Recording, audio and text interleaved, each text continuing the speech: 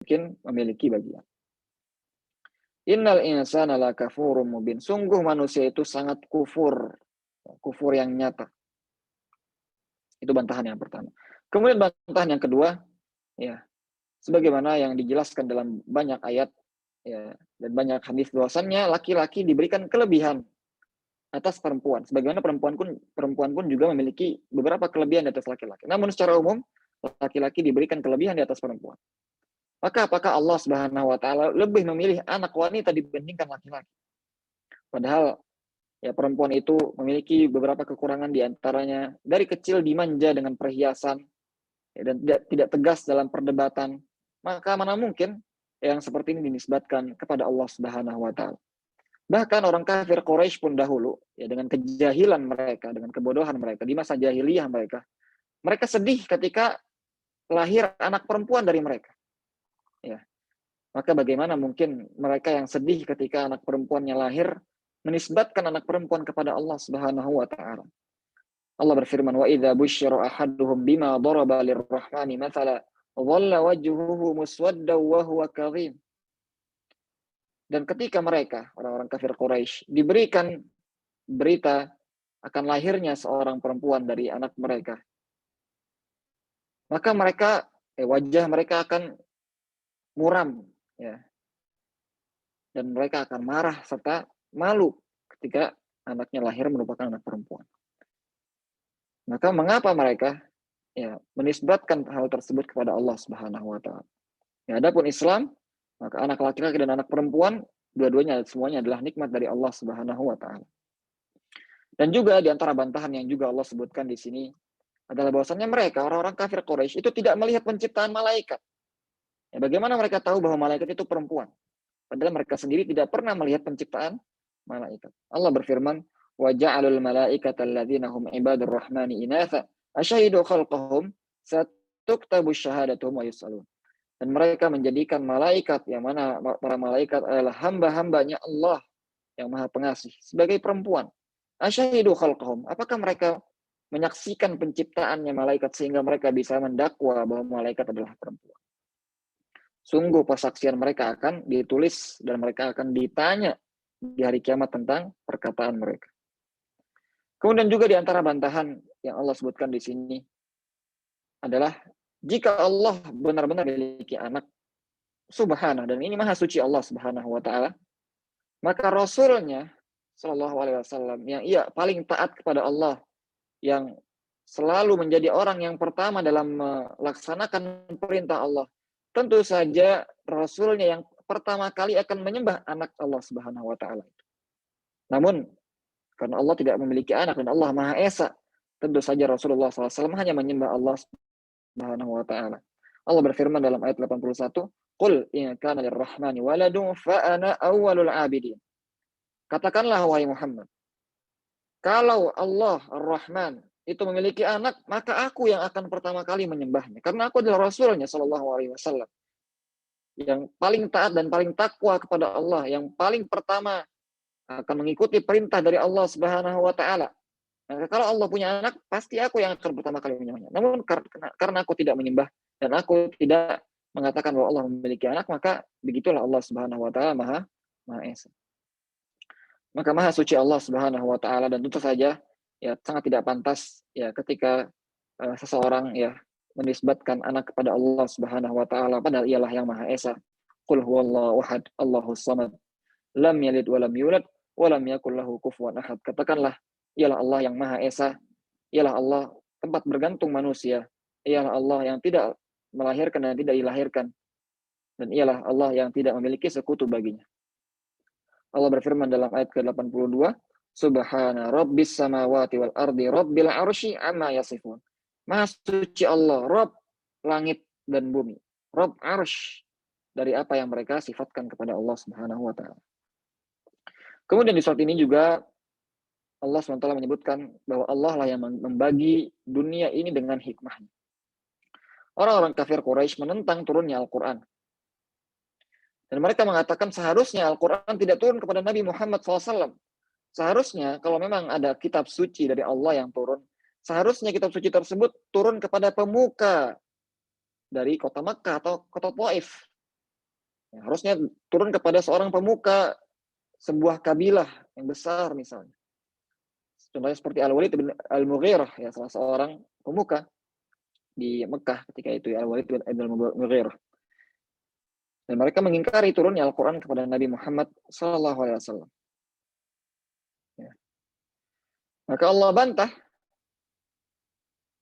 Dan mereka mengatakan, وَقَالُوا لَوْلَا نُزِّلَ هَذَا الْقُرْآنَ عَلَى رَجُلٍ مِنَ الْقَرْيَتَيْنِ عَظِيمٍ. Mereka mengatakan, kalau saja Al-Quran ini harusnya turun kepada seorang laki-laki dari dua kota yang besar, ya, dari Mekah dan Taif. Maka kemudian Allah bantah mereka, bahwasanya Allah lah yang membagi rahmat sesuai dengan kehendaknya, sebagaimana ia membagi kehidupan sesuai dengan kehendaknya. Allah berfirman, ahum yaqsimuna rahmat rabbik, nahnu qasamna bainahum ma'isyatahum fil hayatid dunya. Apakah mereka yang membagi-bagi rahmat Allah? Sehingga mereka yang menentukan kepada siapa harusnya turunnya Al-Quran dan turunnya wahyu. Padahal kami, Allah Subhanahu wa Ta'ala, yang membagi-bagi kehidupan dunia mereka. Allah yang membagi, ya, siapa yang Allah jadikan dia orang yang kaya memiliki harta. Siapa yang Allah takdirkan memiliki harta yang cukup saja misalnya. Allah yang membagi. Bagaimana Allah membagi dunia, Allah juga membagi akhirat. Wa rahmatu rabbika khairum mimma yajma'un. Dan rahmat Allah, akhirat itu lebih mulia dari apa yang mereka kumpulkan dari dunia. Lalu kemudian Allah jelaskan bahwasanya dunia itu tidak berarti bagi Allah. Dunia, harta, jabatan, ya, itu tidak berarti bagi Allah Subhanahu wa Ta'ala. Oleh karena Allah ketika menurunkan Al-Quran, yang Allah lihat bukanlah siapa yang paling kaya, siapa yang paling memiliki jabatan di tengah manusia, bukan. Namun Allah lihat siapa yang hatinya paling bersih. Dan ketika itu adalah Nabi Muhammad SAW, manusia dengan hati yang paling bersih. Maka Allah pilih beliau SAW untuk menerima Al-Quran dan risalah dari Allah Subhanahu wa Ta'ala. Adapun dunia tidak berarti bagi Allah. Bahkan Allah katakan bahwa jika ia berkehendak, Allah berikan dunia kepada orang kafir semuanya. Yang mereka tamak akan dunia, Allah kasih semuanya dunia. Kalau Allah berkehendak. Allah berikan mereka rumah yang beratapkan perak dengan tangga-tangganya, pintu-pintu dan dipan-dipan serta perhiasannya. Allah kasih semua itu. Ya, karena dunia tidak berarti bagi Allah. Oleh karenanya janganlah kita terlena ketika melihat orang-orang yang kufur kepada Allah namun diberikan dunia, diberikan kekayaan, diberikan harta. Sungguh itu semua hanyalah dunia yang semata. Allah berfirman dalam ayat ke-32, ya, afwan, 33 ya. Walaula an yakuna nasu ummatan wahidah la ja'alna liman yakfur birrahmani li buyutihim suqufan min fiddatin wa ma'arij 'alaiha yadhharun wa li buyutihim abwaban wa sururan 'alaihim yattaqi'un wa zukhrufa. Wa in kullu dzalika lamma mata'ul hayatid dunya wal akhiratu 'inda rabbika lil muttaqin. Nah, kalau manusia semuanya satu umat yang sama, maka Allah akan berikan kepada orang-orang yang kufur kepada Allah rumah-rumah yang beratapkan perak dan juga kasur-kasur yang mereka tertidur di sana dan juga perhiasan-perhiasan. Kemudian Allah katakan bahwa semua itu adalah perhiasan dunia yang sementara. Dan sesungguhnya akhirat itu bagi Allah Subhanahu wa Ta'ala untuk orang-orang yang bertakwa. Allah berikan dunia kepada orang-orang kafir dan orang-orang muslim. Orang yang mencari dunia dan orang yang tidak mencari dunia, semua Allah kasih dunia. Ya. Namun akhirat hanya Allah berikan kepada orang-orang yang bertakwa. Oleh karenanya jangan sampai kita terlena dengan dunia. Ya, karena dunia itu tidak ada artinya di hadapan Allah Subhanahu wa Ta'ala dan tidak ada bandingannya ketika di akhirat nanti. Hanya takwa yang bisa menyelamatkan kita di hari kiamat. Kemudian kita berpindah kepada surat selanjutnya, itu surat Ad-Dukhan, yang juga merupakan surat Makkiyah. Ini masih rentetan surat 7 surat Hawamim, ya, yang diawali dengan ayat Hamim. Jumlah ayatnya 59. Disebut dengan surat Ad-Dukhan karena nanti ada penyebutan tentang peristiwa Ad-Dukhan. Ad-Dukhan itu artinya asap yang tebal. Ad-Dukhan artinya asap yang tebal. Maka di surat ini diawali dengan penyebutan bahwa Allah menurunkan Al-Quran di malam Lailatul Qadar. Ya. Bismillahirrahmanirrahim. Hamim wal kitabil mubin. Inna anzalnahu fi lailatin mubarakah.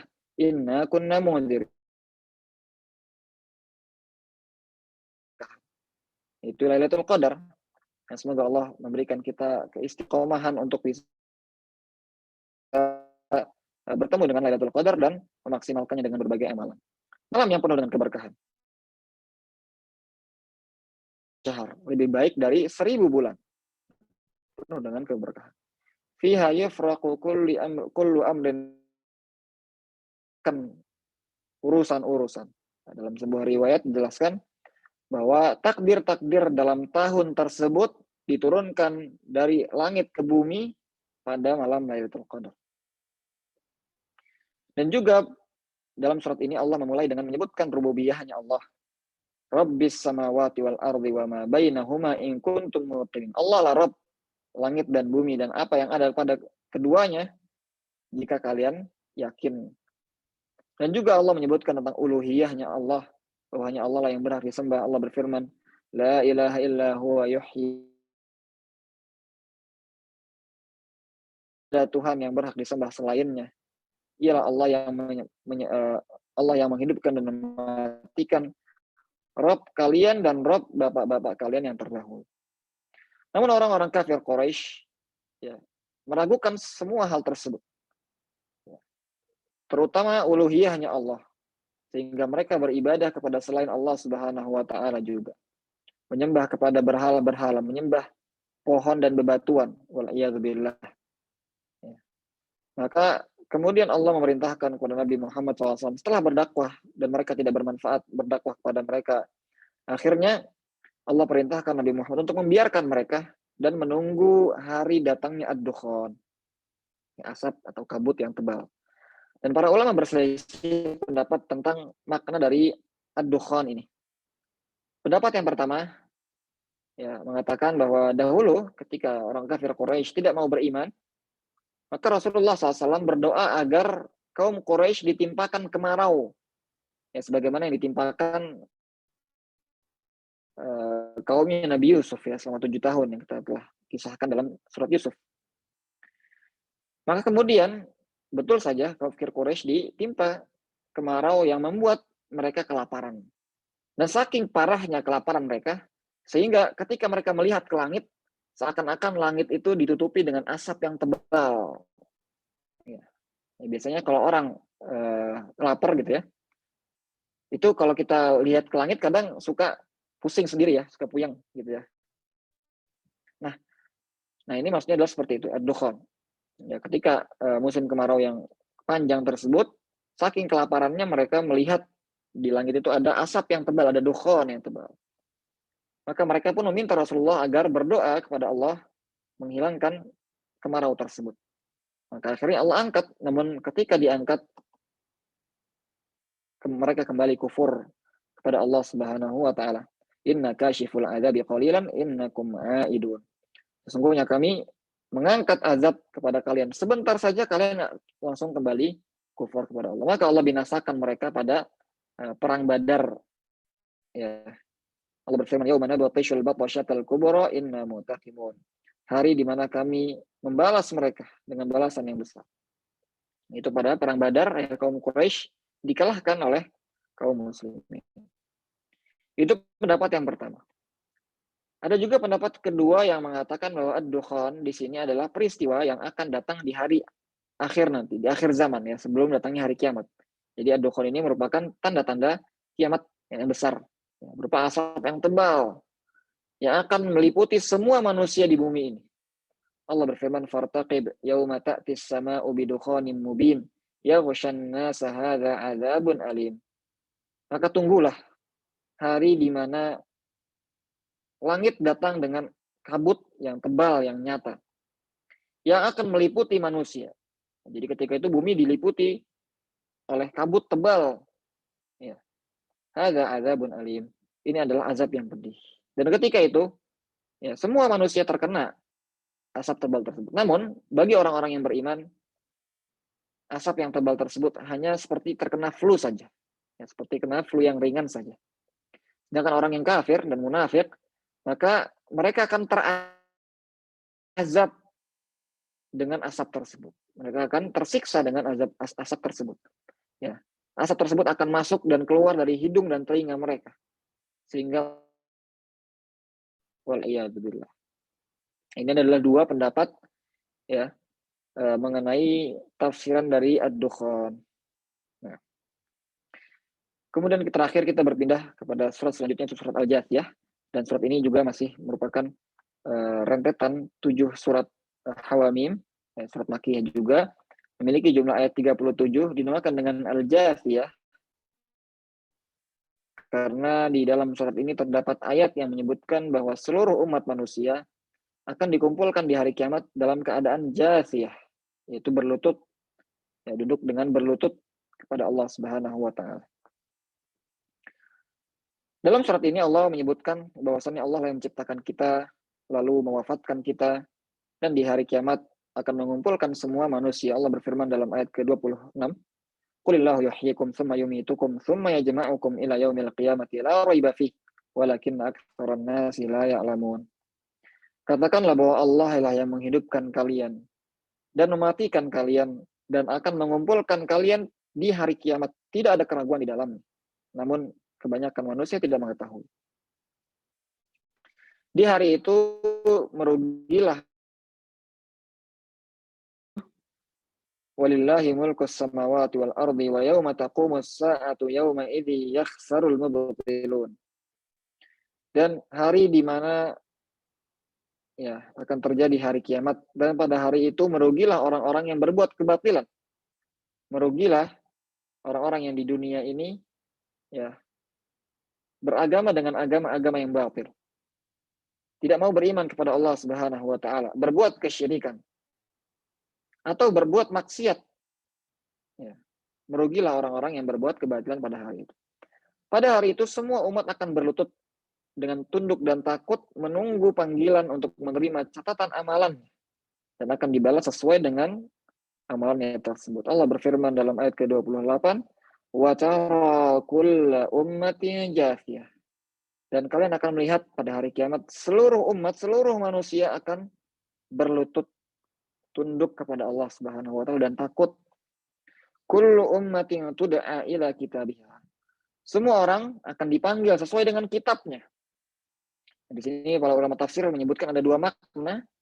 Yang pertama maknanya adalah semua akan dipanggil sesuai dengan syariatnya, sesuai dengan kitab yang dahulu diturunkan kepadanya. Orang-orang Yahudi akan dipanggil kepada kitab Taurat mereka. Orang-orang Nasrani pun akan dipanggil dengan kitab Injil mereka. Dan kita akan dipanggil dengan Al-Quran. Setiap umat akan diminta pertanggungjawabannya. Apakah mereka telah membaca kitab suci yang diturunkan kepada mereka? Apakah mereka mentadabburi dan berusaha memahami makna-maknanya? Apakah mereka mengamalkan isi dari kitab suci yang diturunkan kepada mereka? Itu makna yang pertama. Adapun makna yang kedua, makna kitab di sini adalah catatan amalan. Maka seorang akan dipanggil dengan catatan amalannya. Ya, ini seperti ya kalau kita bisa bandingkan seperti hari bagi rapot ya ketika kita dulu sekolah gitu ya, bagi rapot dipanggil satu persatu namanya. Nah, kita cemas ya kalau nilainya buruk ya takutnya dimarahin sama orang tua gitu ya. Tapi bayangkan kalau ini adalah catatan amalan kita. Kalau catatan amalan kita baik, kalau rapor kita baik, maka kita akan masuk ke dalam surga Allah yang abadi selama-lamanya. Namun kalau catatan amal kita buruk, rapot kita buruk, maka akan dikembalikan ke neraka wal iyadzubillah. Kullu ummatin tud'a ila kitabiha. Al-yauma tujzauna ma kuntum ta'malun. Setiap umat, setiap manusia akan dipanggil kepada kitabnya, kitab suci. Pada hari ini akan dibalas. Kalian akan dibalas sesuai dengan apa yang kalian amalkan. Maka orang-orang yang beriman dan beramal soleh akan dimasukkan ke dalam rahmat Allah, yaitu surganya. Dan itulah adalah kemenangan yang nyata. فَأَمَّا الَّذِينَ آمَنُوا وَعَمِلُوا الصَّالِحَاتِ فَيُدْخِلُهُمْ رَبُّهُمْ فِي رَحْمَتِهِ ذَلِكَ هُوَ الْفَوْزُ الْمُبِينُ. Maka barang siapa yang beriman, beramal soleh. Lihat, selalu diulang-ulang dalam Al-Quran, amanu wa amilus solihat. Beriman dan beramal soleh. Karena iman itu tidak cukup dengan kita ucapkan dengan lisan saja, mengatakan la ilaha illallah, aku beriman, aku Islam. Ya, tidak cukup sebagai sebuah dakwaan atau pengakuan saja. Namun harus juga dibuktikan dengan amal soleh. Wa amilus solihat. Beramal soleh. Rukun Islam yang 5 dan amalan-amalan yang lainnya yang wajib terutama harus kita amalkan. Fayudkhiluhum rabbuhum fi rahmati. Maka Allah akan masukkan mereka ke dalam rahmat, yaitu surganya Allah Subhanahu wa taala. Dzalika huwal fawzul mubin. Itulah kemenangan yang nyata. Yang tidak ada bandingannya. Yang ketika kita mendapatkan kemenangan tersebut, maka kenikmatan di dunia tidak ada artinya. Kekayaan yang dikumpulkan di dunia tidak ada artinya. Kemenangan yang nyata, yang paling penting adalah ketika kita dimasukkan ke dalam surga. Sebaliknya orang-orang yang kafir, yang sombong dan kufur terhadap akhirat, mereka akan dilupakan dan dimasukkan ke dalam neraka. Allah berfirman, wa ammal ladzina kafaru afalam takun ayati tutla alaikum fastakbartum wa kuntum qauman mujrimin. Adapun orang-orang yang kafir, maka akan dikatakan kepada mereka, bukankah ayat-ayatku telah dibacakan kepada kalian? Bukankah Al-Quran telah turun kepada kalian? Bukankah Nabi kita Nabi Muhammad SAW telah diutus kepada kalian? Dan hadis-hadis telah dibacakan kepada kalian. Fastakbartum, namun kalian sombong. Tidak mau mengikuti, tidak mau beriman.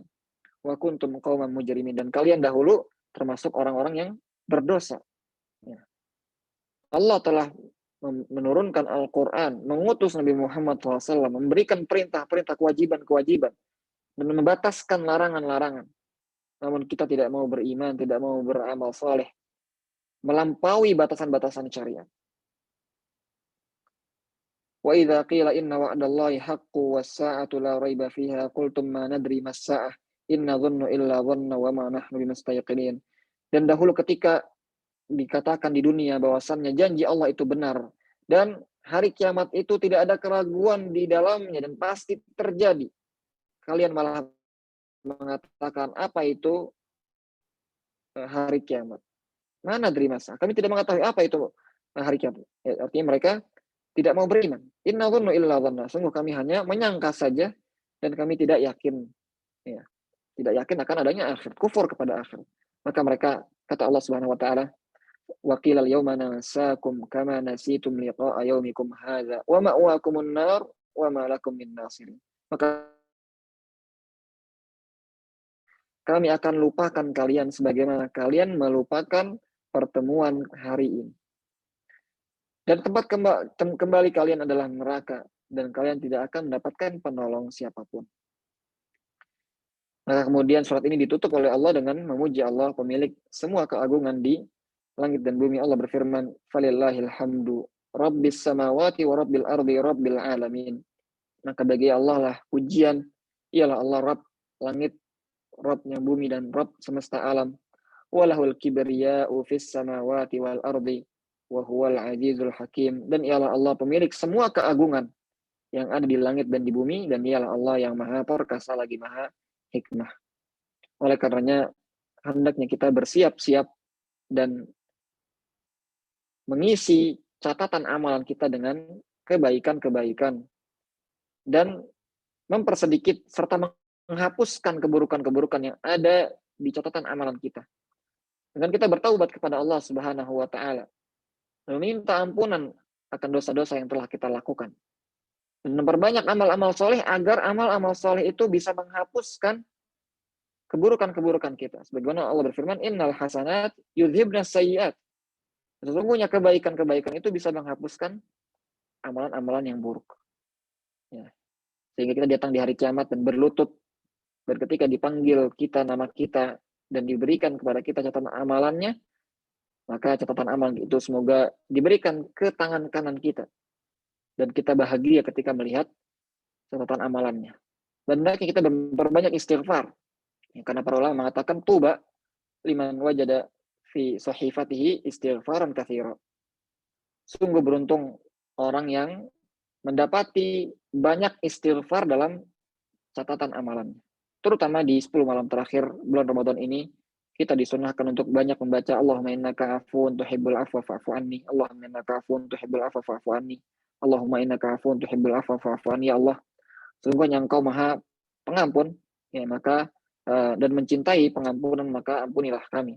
Ya, banyak kita berdoa dengan yang lainnya juga ya bagus ya, meminta kebaikan dunia dan di akhirat, namun jangan lupa bahwasannya permintaan yang tertinggi kita adalah agar diampuni oleh Allah Subhanahu wa taala. Demikian kajian kita pada hari ini di juz ke-25. Dan insyaallah kita akan lanjutkan besok hari di juz ke-27. Ana mohon maaf jika ada kesalahan itu dari ana, jika ada kebenaran maka dari Allah Subhanahu wa taala. Semoga bermanfaat. Hadza wa sallallahu ala nabiyyina Muhammadin walhamdulillahi rabbil alamin. Ana kembalikan kepada moderator. Nah. Baik, Ustaz, jazakumullah khairan atas penyampaian materinya yang telah diberikan. Alhamdulillah, kita sudah selesai mengenai pembahasan juz ke-25 ini. Sedikit review kaitannya materi yang telah disampaikan tadi. Ini terbagi menjadi beberapa surat ya. Yang pertama yaitu lanjutan dari surat Asy-Syura, kemudian surat Ad-Dukhan dan surat Al-Jatsiyah, dan juga surat Az-Zukhruf ya, Ustaz. Kemudian di surat Asy-Syura dijelaskan bahwa wali kita adalah Allah Subhanahu wa taala, dan dijelaskan bahwa di surat Asy-Syura ini Allah menjelaskan kaitannya dengan bantahan dakwah bahwa malaikat adalah anak perempuan Allah, padahal sesungguhnya Allah adalah Tuhan yang Maha Esa yang tentu tidak beranak dan tidak pula diperanakan. Kemudian Allah membagi dunia ini dengan hikmah. Allah membagi rahmat sesuai dengan kehendaknya, bukan sesuai dengan kehendak makhluk. Kemudian Allah jelaskan dunia ini tidak berarti bagi Allah. Jika Allah berkehendak, maka Allah akan berikan dunia ini semuanya kepada orang kafir yang mereka tamak akannya. Kemudian akhirat itu lebih baik dan akan diberikan kepada orang yang bertakwa. Kemudian di surat Ad-Dukhan diawali dengan penyebutan bahwa Allah menurunkan Al-Quran itu di malam Lailatul Qadar. Kemudian di surat ini juga dijelaskan bagaimana penyebutan rububiyah, kekuasaan Allah yang maha segalanya, menciptakan, mengatur segala urusan, dan juga uluhiyah Allah, yaitu bahwa Allah yang berhak satu-satunya disembah.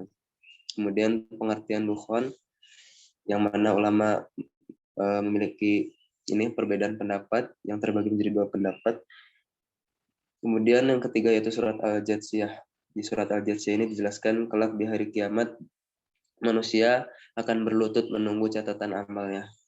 Catatan amal yang bertutur sesuai dengan kebenaran dan mencatat semua akan diserahkan kepada pemiliknya.